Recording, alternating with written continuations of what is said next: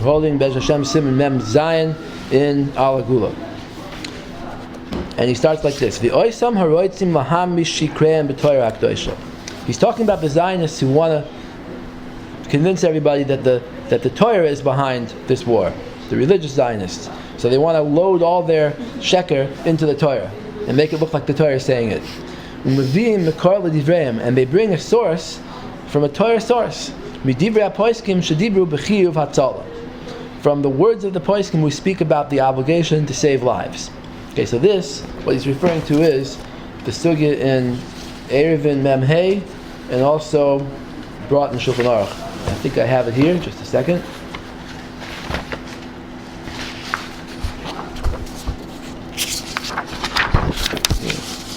These two.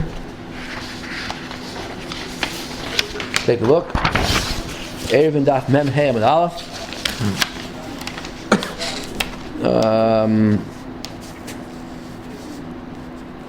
Amar Rav Yehuda Amar Rav. Rav Yehuda said in the name of Rav, Nachrim shetzaru al ayaros Yisrael. Sorry, where is it? What? It's I'm sorry. It's like it starts all on. Starts all on the line. Okay, Satmar. Right after that. Down Amar Rav Yehuda. Yes. Amar Rav Yehuda Amar Rav. Nachrim shetzaru al ayaros Yisrael. If non-Jews besiege Jewish cities, ein yotzim aleim biklei Zionon. You're not allowed to go out on Shabbos. It's talking on Shabbos here. You're not allowed to go out on Shabbos and fight with weapons. You're not allowed to violate Shabbos. Tani Nami Hachi, we learned in the Brisa also. Nachrim Shetzaru, Goyim besiege the cities. You don't go out, says V'chulu, it means you don't go out and fight on Shabbos. But when is that said? When they came to demand money. They're not coming to kill anybody. But if the Goyim are coming to kill Jews, so now it's Pikuch Nefesh and you're allowed to fight on Shabbos. So you go out with the weapons, you violate Shabbos. If your city that they're besieging is a city next to the border, even if they don't come to kill, kash, all they're coming to do is steal. And steal even straw, right? Even to steal straw. You're allowed to go out with weapons. You're allowed to violate Shabbos. A little further. Omer Rav Yosef Bar Menyumi, Omer Rav Nachman, Bavel Ke'ir Hasmucha L'Saper Damya.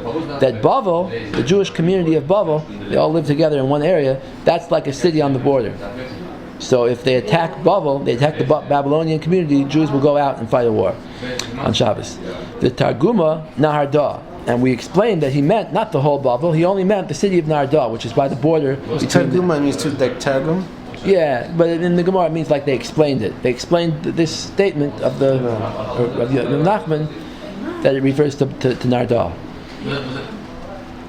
Okay, so now look in next page, which is Orchaim Shin Chaf Tes Sif Hey Sif Bav.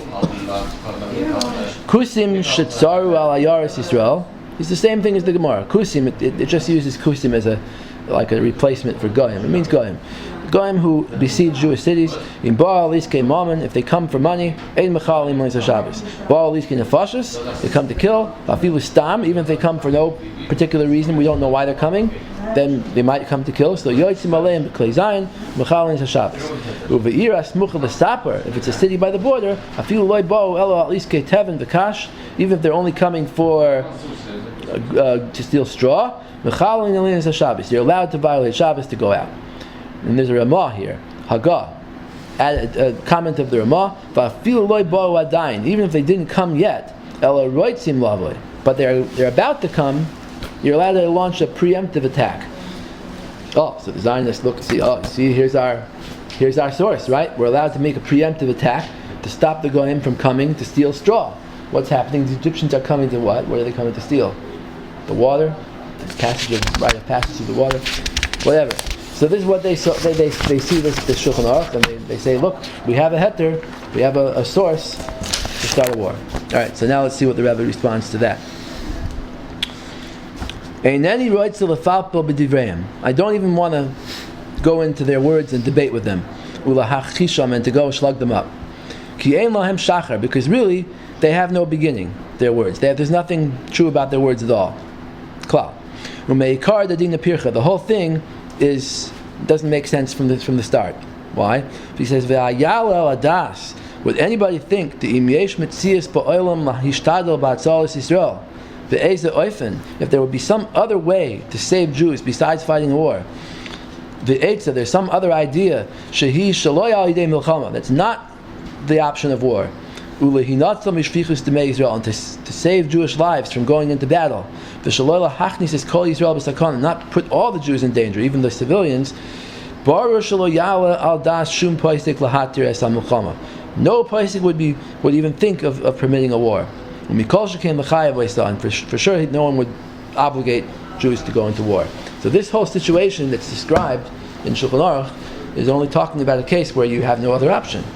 You see they're coming and there's nothing to do. You can't negotiate with them. There's no other countries involved. There's no U.S., there's no UN, there's nothing, right? But here, if there's some way out of the war, you got to do it.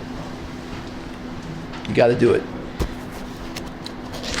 Interesting. We mentioned when we were doing the Sugya Shiur, we mentioned by this is talking about the Arab-Israeli wars, the wars from other countries fighting against the state of Israel. But in the case of the Palestinians demanding land, or returning the territories for peace, that whole thing in the 80s, when that came up for the first time, there was debate about this issue, and some of the people raised this Shulchan Aruch also then. And then I showed you that Rebbe Vadia Yosef and Rav Shach both say the same thing. It's interesting. They both say the same thing independently, that giving back land is allowed, and we don't say this Shulchan Aruch applies. They say give back the land. Why? Because they say this is only when the goyim are coming to steal straw or whatever, steal something from the Jews, steal land, let's say. But in the case of the Palestinians, they're not coming to steal land. They're coming to take back what we stole from them. So the whole din doesn't apply. Because the whole din is because if they steal this, they steal straw, then it's likely that after that they're going to go on to kill Jews, right? So we're allowed to fight for the straw or for anything because we don't want them to end up having a foothold in the land to go kill Jews. But here, if they're coming just to get back what was stolen from them, then you're allowed to give it back. You should give it back. So interesting how Rav Shach and Rav Vadia both took this Shulchan Aruch and also pushed it away, so that it's not a riot to the Zionist wars. So why didn't the Rebbe use their Tanya over here?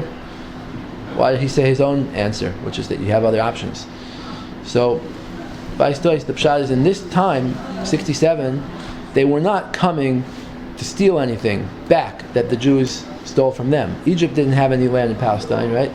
When they were threatening, let's say they were threatening. They weren't, but let's say they were. Their threat was not to take back something that the Israelis stole from them. The Israelis never stole from the Egyptians. So, yeah. So that's why he didn't use that Tanya. So he says a different Tanya. He says, negotiate.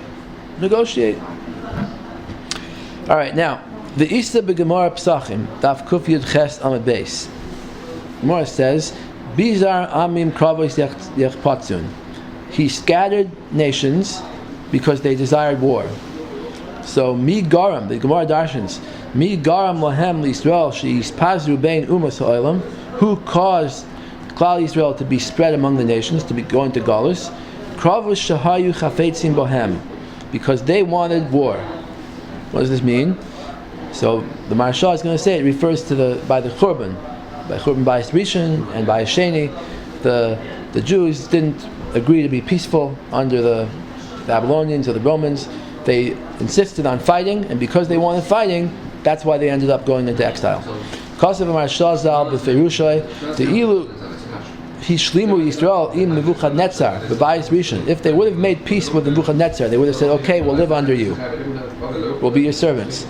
V'chein b'Churban Bayis Sheni Ilu Shamu Haprutzim v'Abiryonim Shebi Yisrael. If the Biryonim, the militant Jews in Bayis Sheni, would have listened to Rabbi Yochanan ben Zakkai, Ulachachami, would have listened to the Chacham who said, that we should make peace with the Romans, with Titus, Lo hayu golim. They wouldn't have gone into exile. Kemafurish beperak hanizakin. It's explicit Gemara in Gittin Nun Zayin Amud Aleph. It says, or Nun Vav Amud Aleph. It says that that Aspasianus, the leader of the Romans, now Rabbi Yochanan ben Zakkai went to him.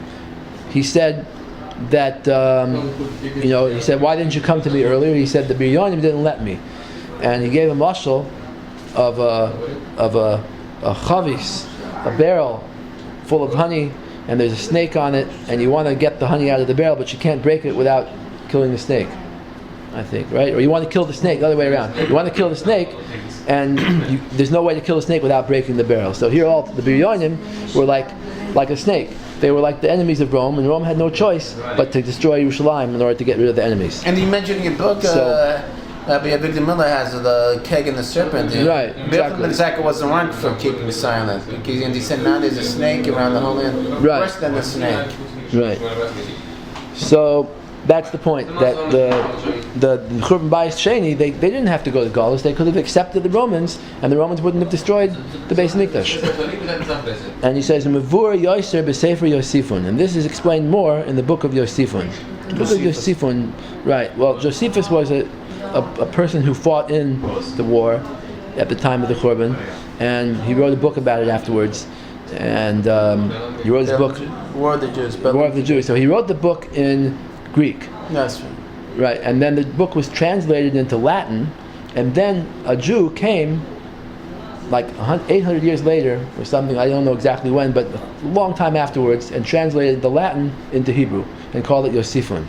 So that's the Sefer Yosifun that we have today. It's interesting, it was also translated into Armenian. Remember, I think I told you, 3 years ago, the Metropolitan Museum of Art, they had an exhibit on Armenia, and they had the first secular book translated into Armenian at Echmiatz. Was Josephus, the War of the Jews. Wow, so there were Jews in Armenia who wanted to read it, or it was There's translated for Christians? No, it was translated into Armenian. It wasn't Jews. They liked the book. The point of the book was not for Jews, it was for Christians. Yeah, right? to just like Jews rebelled against Rome, so Armenia should rebel against Persia. Oh, I see. That's a good point. Okay, so there's a lot about this in Yosifun. Yosifun describes how. You know if it was translated into Syriac? Yeah, I don't know. In the book, Josephus himself claims that he wrote his book in Aramaic too, and sent it to the Jews. I don't know if it means Syriac or a different kind of Aramaic, but he sent it to Jews in Jewish Aramaic. Aramaic? Yeah, Jewish Aramaic. Because he wasn't a native speaker of Greek. His native language was Aramaic. But he learned Greek in order to converse with the Romans.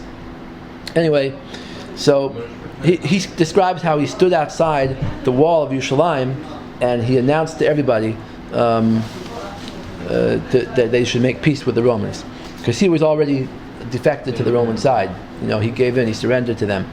So he says, here, look at this one. Perek Pei Daled. Be'ez hahi tziva Titus es amoy laster mi'al choyma el michutz to'ir. Titus commanded his army to go away from the area around the wall of the city. Ula hashbis es ha-milchama, to take a break from the war. Yami lachadim, for a few days. Laman yikra bi'aznei ha-Yehudim shalom, in order to call out for peace to the Jews inside the city. Kiyamar, because he said, Ulai yisu birtsoinam oil haromim. Maybe they'll willingly accept the yoke of Rome. V'yiyu v'yichyu v'lo yamusu, and then they'll live and they won't die. Ki chamal Titus al ha'ir v'al heichal Hashem, because Titus had mercy on the city and on the Beis Mikdash v'alam Hashem. So one of the things about Josephus, you have to take with a grain of salt, because he was writing this in the palace of Titus. He didn't have the right to write bad stuff about Titus. So he made Titus look like a tzaddik. He said Titus really didn't want to destroy the Beis Mikdash or the city. He just wanted to rule over them. Yeah. Anyway, Levilti hashchis hakol. He didn't want to destroy it all. So he stopped the war. He took a ceasefire for 5 days. On the 5th day, he came to the gates of the city. And when he came, Shimon Sar Hapritzim, Shimon, the leader of the uprising, the Biryonim, and Yochanan also, Archu Klei Streifa Listreif Boesh L'chol Klei Amashchisim She'asu Aromim. They prepared like a fire to burn down all the Romans' fortifications around the city. or whatever it's called, the thing that they build in order to get over the wall, the ramps or the battering ram, whatever. Yeah. Sha'asir Amim vayivadu kulam yachad. They all got together lilachim b'lev echad kegiborim, to fight like heroes against the Romans. V'kirois Titus es haYehudim ki mastru nafsham lamoed ulischazek. When Titus saw how the Jews were risking their lives, v'lamus kulam, to risk their, to die, they were ready to die. B'milchama ki vachru mavis mechaim. They chose death over life. Oz heichel adaber bi'ozneim divrei shalom. Titus began to speak peacefully to the Jews. V'divrei teichacha, and he rebuked them. Ulischanein al kashi arpam, and he pleaded with them, don't be so stubborn. Vayomer aleim Titus kadvar moela. He said these things to them. Lemor hinei lachadti shtei achoimes. There were 3 walls of Yerushalayim. Right, there was the innermost one, and then there was the next one that was built by the Chashmonaim, and there was a 3rd wall built by Agrippus, not too long before the Churban. So he says, I already took 2 walls.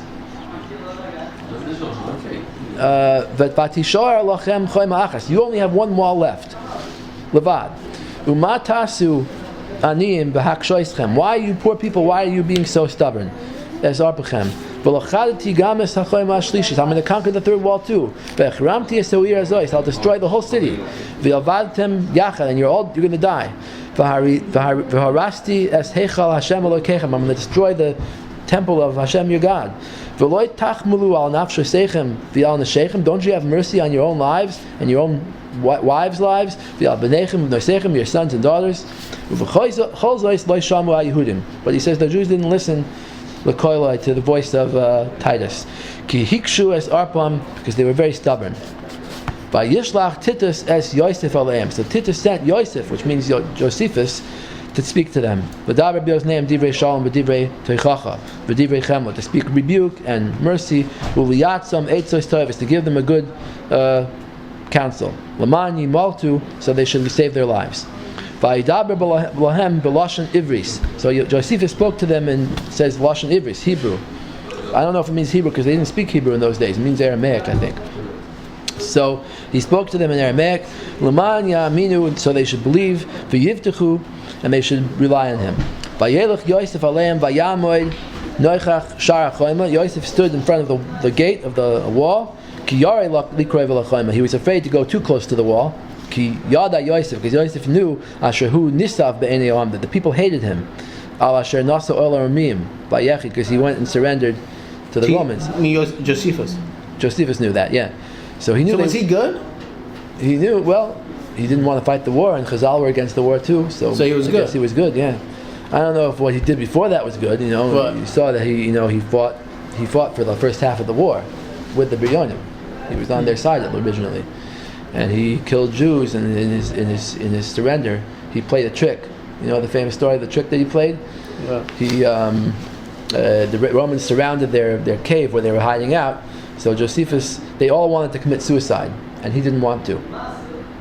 So he convinced them. He said, "Let's go and surrender to the Romans." And they said, "No, let's commit suicide." So they outvoted him. So he said, "Okay, we're going to commit suicide. So everyone we'll make a lottery, and everyone will kill the one next to him and whatever." So he arranged the lottery so that he should be left alive at the end, and then he and the other Jew who was left went and surrendered. So yeah, he wasn't that greatest guy, but he did the Shuba like Chavona. I mean, like Yochanan ben Zakai's nephew was also, he was a Baryoni, but he was a sticker good. Yeah, I don't know. Anyway, Vayikra Yosef HaKohen v'kol gadol. Yosef HaKohen announced in a high voice, Noicha Chashar Lemor Shimu Elai. Listen to me. Kol advarim asher adaber bi'oznechem. All the things I'm going to speak to you, HaYehudim, you Jews, asher yetiv lachem. It's going to be good for you. Vayatu ha'am es his name. The people listened. Lishmoy el Yosef. Vayan vayidaber Yosef el ha'am lemor. And he spoke to the people saying, Noah ha'yalachem mitchila li'ilachim kasher atem nilchamim. It was a nice idea to fight this war, he says. Kasher atem nilchamim ata b'terem tavoy hara hazois b'yois arechem oimdois. Before all this happened, when you were ahead in the war, and your cities were standing, and your city, your land was full of full of people. Before all the heroes of the war, were killed. Because now the different groups of the Biryonim were pitted against each other, and they were killing each other too. Ad asher nishartem misei mispar. Now you guys are left very few. Melayasem es mikdash Hashem, and you're hiding out in the temple. V'es heichaloi midmei chalalim. From the or you filled. No, he says you filled the whole temple with the blood of the wounded and killed people. Pigrei milchama, dead bodies. Bi'am atzum, v'yaz ponim, asher mashlu b'chol hagoyim. These people who are an am atzum, meaning the Romans, and they're powerful people, and they've conquered the whole civilized world. V'lachdu es kol ha'aratzos, v'yardu b'chol ha'umos, and they ruled over all the peoples. V'gam b'goyim asher radu b'chem milifnim heim ha'moishlim. They have the old countries that they conquered too. V'kulam avadim lahem. All the people are slaves to the Romans. V'yatem nilchama mimam. But you want to fight a war against them. Be'ivelis, like foolishly. V'loi b'chachma. Uvebina, not with understanding. V'loi tachmlu alo irazois. Don't you have mercy on the city? V'al heichel Hashem, v'al mikdashi, v'al nashosechem. Don't you have mercy in your lives? Amnam nesastem levavchem lehiskaro siman. But instead you're fighting with them, you're provoking them. Oy milchama laman harich ra b'am Hashem, to make more evil happen to the people of Hashem. And he says, "V'al heichel hakodesh ani yareh." I'm afraid about the base of Mikdash, penny notate, that it might be destroyed. V'al ira gedola agur, and I'm afraid about this big city, pen tahares, it might be destroyed. V'al Mikdash Hashem oichil. I'm begging you about the Mikdash, pen yishamim might become destroyed. V'al oilos v'al zvachim, all the korbanos that are brought. Ira, I'm afraid, pen yishavsu, they might get stopped, be used to, and they'll be taken away. I'm not going to read the whole thing. It goes on for pages and pages and pages. This is just one page, but his speech is like it's an incredible speech. Anyway, so the Rebbe says, you see, in the Bayis Sheni we have edus from Josephus that they could have given in, they could have lived, they didn't have to fight the war. They only wanted fighting and not peace. Ad kan l'shon ha'Maharsha Zal. That's the Maharsha. I'm not sure if this is Maharsha quote Josephun or that's the Rebbe's own edition. You have to look up the Maharsha and see if he himself quotes it. Anyway, v'harei b'churban bayis rishon v'sheni loy bo'u ha'oivim al iskei teven v'kash. He says now, what? Kash vaTeven. Kash vaTeven. Sorry. That the Zionists want to claim, oh yeah, our wars are necessary because the Goyim are coming, the Egyptians are coming, they're going to come steal and whatever, right? He says, but you should have found a negotiation, you should have found a way out, right? In the time of Churban Bayis Rishon V'Sheni, Nebuchadnezzar and Titus were not just coming to steal. El Tsaru Alo Ir, they were coming to surround the city, to besiege the city. V'Sachru Mayonos Hamayim, they cut off the water supply to the city. Outside there was the sword, people were being killed. Inside there was fear, starvation, right? People in the city were starving to death. They had a fear of death and destruction. So you would think, if the Zionist argument is correct, you should say, okay, they're coming to kill, we got to go out and kill them. No, you see, not like that. You see, Rabbi Yochanan ben Zakkai and the Chachamim said, no, don't go to war. Bishvil Atzal is kash vaTeven, to go save the straw. Even to save lives.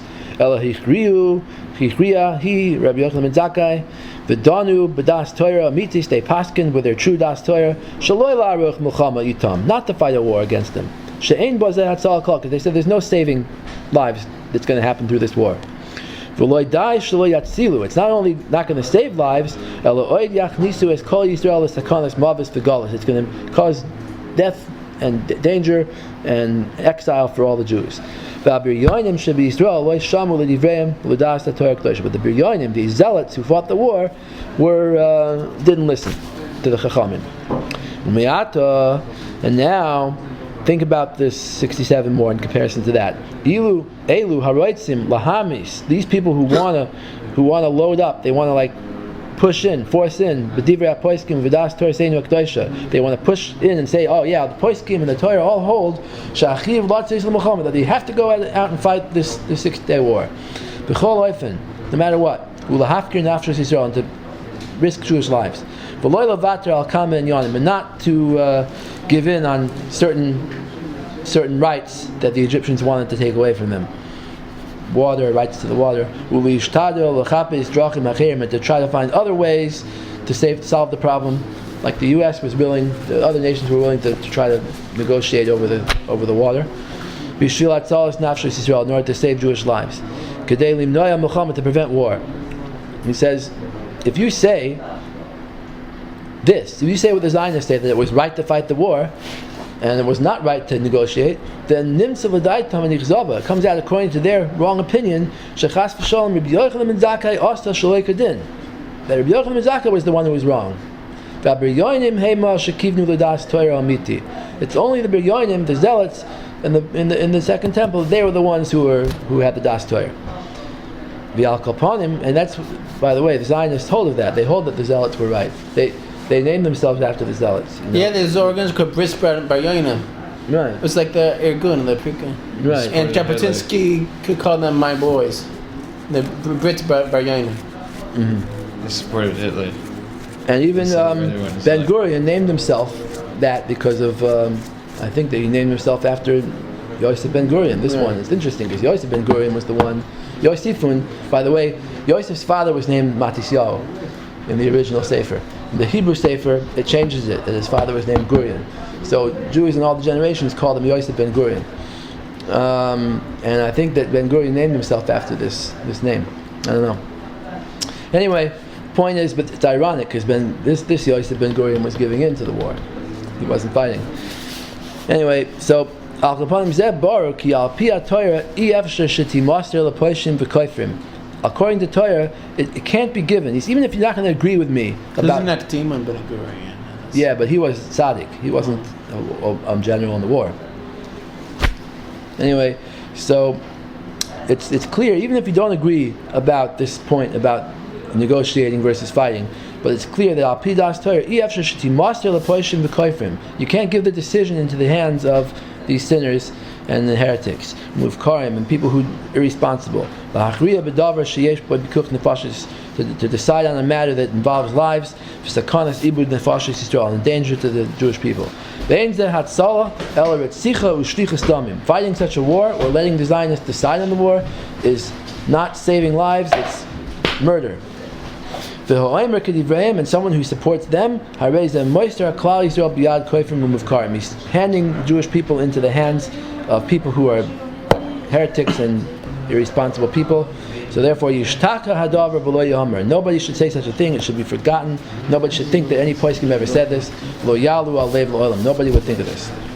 So we're still in Mem Zayin, at the end of Mem Zayin, and we spoke about how the Rebbe's shita is that when it says in Shulchan Aruch siman shin chaf tes, it says in Archaim that if goyim are surrounding a Jewish city and they're either attacking or they're about to attack, you're allowed to go out on Shabbos and fight against them, and kol shekin on a weekday.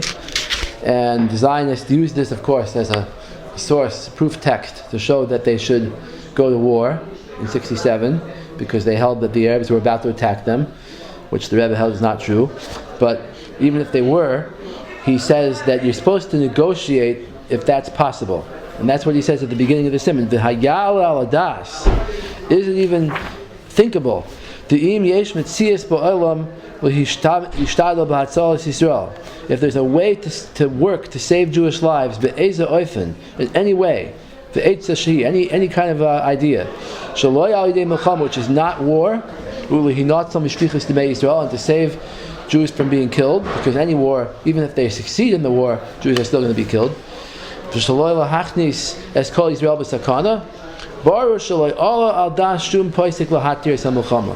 poisik would be matir to go to war in that case. When we kol sheken l'chayav oisah, no one would, for sure, certainly no one would obligate Jews to go to war. So, in the Hemshech, he brought a raya from Rabbi Yochanan ben Zakkai. In the case of the Roman war against the Jews in the time of the Second Temple, where Rabbi Yochanan ben Zakkai was the one who said, let's go and make peace with the Romans, and they'll leave the temple standing, they'll leave the city standing, and leave us in our land. And he said the Biryonim, those were the Zionists of the time. Those are the ones who held, no, let's fight to the end, we don't care. And we see the Das Torah is not like them. So there's a person named Rebbe Abraham Weiss who writes articles in Hamachna Haredi, and he's quoted here in the Sefer called Das HaPoskim al Shvuas HaGolus. Deus HaPoskim al Shvuas HaGolus, the opinions of the Poskim regarding the oaths of Golus, written by Rabbi Yonason Paz. And in the footnotes, or actually the end notes, he has pieces that his Rebbe, Rebbe Abraham Weiss, critiqued his Sefer, or added to his Sefer. So, I'll give you a copy of it right here, of the page. He says like this, we're like 5 lines from the end of the big paragraph here on this page. Ula etzem hakushya, going back to the actual question, Eich muter lihilachim b'goyim hatzarim moisam, how is it allowed to fight a war against the nations who are surrounding us, surrounding Jews, meaning in light of the Shalosh Shvuos? How are you allowed to fight this war? So Kvar Ramaz B'Kush Zu Baal Vayol Moshe, the author of the Satmar Rebbe, who's the author of Vayol Moshe, refers to this question Bi'al Agul V'al Tmur Siman Mem Zion, which is the siman we just learned. V'loy Tiritz Shum Teretz Al Zeh, and he doesn't answer the question. Ela Shekosav. Now, just to stop him right here, he doesn't answer the question. The Rebbe held there is no need for an answer, because it's true that Bizman Hazeh, just like on an individual scale, if someone attacks a Jew in the street, he's allowed to fight back. And Habal Lahargoy Hashkim Lahargoy, right? Habal Lahargoy Hashkim Lahargoy. Then is you're allowed to kill in self-defense. So the same thing on a larger scale. If you have a city of Jews that's surrounded by an enemy about to attack them, yeah, they're allowed to fight back. That's not a problem of the Shalosh Shvuos, because the Shalosh Shvuos doesn't apply when you're not doing it as a rebellion, and you're not doing it as an effort to gain your own independence. You're just doing it to defend yourself. That's a fair shadin in Or Chaim. So the fact that the Rebbe doesn't answer a teretz, that's not really accurate. He answers, meaning by implication, he agrees that the din applies, except that he says that it doesn't apply to 67 more because it was possible to negotiate. But if it's not possible to negotiate, if the Goyim are just coming, like the Nazis are just coming, they're not offering any terms of surrender, they just want to kill every Jew, yeah, of course, get up and fight against them.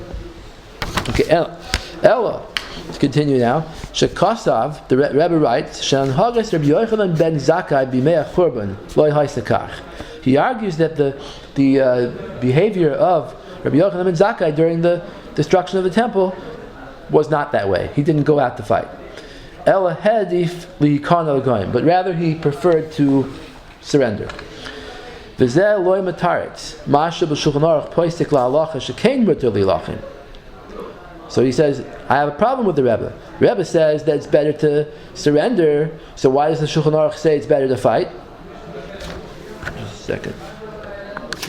Yeah, so he's asking, why is the Shulchan Aruch paskin that it's mutter to fight this war if the Rebbe says that you're supposed to negotiate? Well, obviously the answer is, the Rebbe knew that the Shulchan Aruch paskins that, but he's saying that the Shulchan Aruch is talking in a case when you can't negotiate, right? He's saying the Shulchan Aruch is talking if the Goyim are coming to either kill or steal, if it's a city by the border, you're allowed to fight against them on Shabbos and Kol Shekem weekdays, and they're not offering any other terms of surrender. They're not saying, oh yeah, if you come out and do something for us, then we'll go away. They're coming to fight. They're going to take over your city. The two options are fight or let them take over your city. Even if they're going to come to steal, the option is, okay, let them come and take over your city and then have a foothold in the land to go take over more cities and kill more Jews later. So that's when the Shulchan Aruch says to fight. Shenkin the Rebbe is saying, let's say you can negotiate with them and they'll go away. You'll give them something. You'll pay them taxes, or you'll agree to some peace treaty with them that they want. Give them some rights to water. The Egyptians wanted rights to the water. I don't know exactly what they wanted, but there must have been something they wanted when they closed off the straits to Israel. So, if you go out and you ask them, what do you want? What can we do for you? Let's sit down, the United States, the United Nations, let's sit down and figure out how to solve this problem. Then, the Rebbe holds you don't fight. And that's not against the Shulchan Aruch. Okay, let's continue now. Ma gam shehasiba she'Rabbi Yochanan ben Zakkai loy ratza lilachem mefurish b'Rashi begitten. That the reason why Rabbi Yochanan ben Zakkai decided not to fight is explained by Rashi in Gittin. Daf Nun Vav Amud Aleph Dibur Mas V'Lo Mis Tayim Milsa. That what happened is Rabbi Yochanan ben Zakkai said to the zealots, the Biryonim, he said, let's make peace, and they said no, let's make war. So Rabbi Yochanan ben Zakkai said no, Lo Mis Tayim Milsa, which Rashi says Linat Seach, one word. Rashi says it means to win. Meaning he's saying to the zealots, you're not going to win the war. Because he knew that they wouldn't win the war. Not because of the Shvuos. So let's ignore the thing about Shvuos, because I explained already the Rebbe holds Shvuos don't affect this halacha of Shin Chav Tes. This thing in Shulchan Aruch that says to fight a war, even on Shabbos, nothing to do with the Shvuos. But his real point is, you see that Rabbi Yochanan ben Zakkai didn't want to fight. Why? Because he knew they were going to lose. But if they would win, then he would choose fighting over negotiation. Oh, so now he's got the Rebbe, right? Rebbe's trying to prove from here, from Rabbi Yochanan ben Zakkai, that you're supposed to surrender or negotiate. You see, no. You see, that's because they were going to lose. But if they would have won, or if Rabbi Yochanan ben Zakkai would have seen that they have a chance of winning, then he would have said, go fight. Oh, so what's the answer? So I think the answer is like this. The Rebbe would explain like this. There are two types of war. There's war that took place in the time of the temple, which is called a Milchemes Reshus, a war that's voluntary. And it says in Siman Mem Vav, he brings the Noida Yehuda that they have to ask the Sanhedrin first. They have to ask the Sanhedrin. They can't go to war without the Sanhedrin of 71 sages paskening that you should do it. This is from a Rav? What? This is I explained what it is. There are two types of war. In the time of the Beis Hamikdash, there was something called Milchemes HaReshus, a voluntary war, when Jews go to war to fight a nation nearby for whatever reason, and they ask permission from the Sanhedrin. And the Sanhedrin paskins, yes, go to war. And then they can go to war. The king can lead the war and go out, start a war. And then there's this thing that we're talking about in Shulchan Aruch, Orach Chaim Shin Chav Tes, where it says during exile, if the Jews are surrounded by an army and they're being threatened, they go out and fight, even on Shabbos. So what's the difference between these two things? This second thing doesn't need a Sanhedrin, obviously. This is basically a large-scale idea of defense, right? Self-defense. If someone's coming to get you, you get them first. So I'm trying to explain like this. The Satmar Rebbe held that during the Beis Hamikdash times, it was still in the first category, Milchemes HaReshus. They had a Sanhedrin. They had Rabbi Yochanan ben Zakkai. He was the head of the Sanhedrin. And if he had looked at the situation and decided that the Jews were going to win, he might have said, yes, go to war. He might have said yes. He might have said that they should go and fight the Romans. But as it happened, he saw that they were going to lose, right? And Rashi says on the Gemara that says Lo Mis Tayim Milsa, Rashi says that means Linat Seach, that they're not going to win the war. But if they would win the war, yeah, Rabbi Yochanan ben Zakkai had the right, as the head of the Sanhedrin, to paskin that they should go to war. That's all during the Beis Hamikdash times. But Bizman Hazeh, we're not working with that din anymore. We're working with the din of Shulchan Aruch Shin Chav Tes. The din of Shulchan Aruch Shin Chav Tes is a strictly defensive measure. If you're going to get killed, last resort, go and fight. But let's say the enemy has terms of negotiation that they want. They want certain things out of you. They want you to cede a piece of land, let's say. Not a city, like let's say they want you to cede the Sinai, a place where you have no cities. Or, okay, that the Israelis didn't control that then, but let's say they want you to cede rights to a body of water. right now there's a whole thing with Lebanon over the gas fields in the ocean. You know, there's certain things. It's not a question of stealing. It's a question more of that they have they have certain arguments that they want, certain things they want out of the Israelis. So there the Rebbe is arguing that you should negotiate, because this din is not the same as Rabbi Yochanan ben Zakkai. So basically that finishes up Mem Zayin, that we were talking about how the Rebbe would answer. Now I just want to say, I think it's still Starachiyun. The Rebbe's raya now is not going to be such a raya anymore. He says in the last paragraph here of Mem Zayin, he argues that the Biryonim wanted to fight and Rabbi Yochanan ben Zakkai wanted to surrender. And today's Zionists that want to fight, they're like the Biryonim. They're not following Das Torah. But the truth is that there they were going to lose, right? There they were surrounded by the Romans. They were basically fought back the whole Eretz Yisrael. They were the only thing that was left that the Zealots had control of was Jerusalem, right? And not even the whole Jerusalem, only part of it. So they basically had no chance of winning. That's what Rabbi Yochanan ben Zakkai said. Not sayach. We don't have any chance of winning.